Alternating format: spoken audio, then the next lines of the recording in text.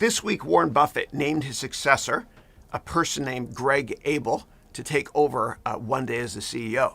And I always humbly believe that while the founder is still engaged with the company that they founded, that investors don't have to run for the exits.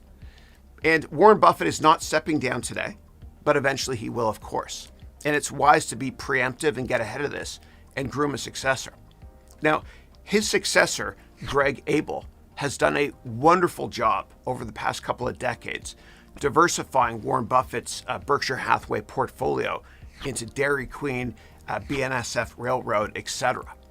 And that's really important because the cornerstone of his empire that Buffett built is investments in insurance companies, which comprises more than 25% of Berkshire Hathaway's portfolio. And from a cash flow perspective, insurance companies can be very profitable, which helps to fund other investments for Berkshire.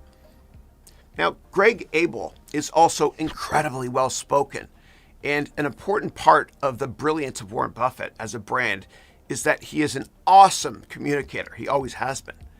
You never watch an interview with Warren Buffett and then think to yourself, gosh, I'm confused.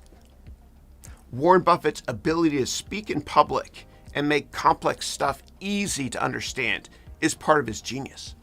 And he actually once said that the New York Stock Exchange is the only store in the world where consumers sell stuff when it goes on sale. Think about that.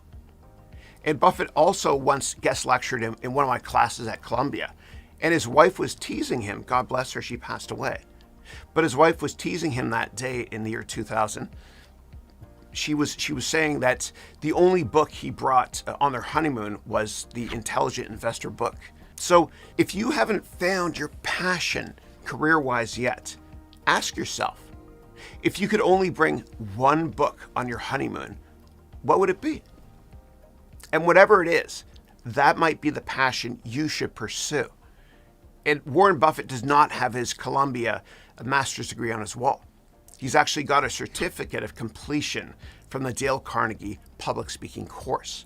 And Buffett said that if he did not take that course on public speaking when he was 19, then he would not have been nearly as successful.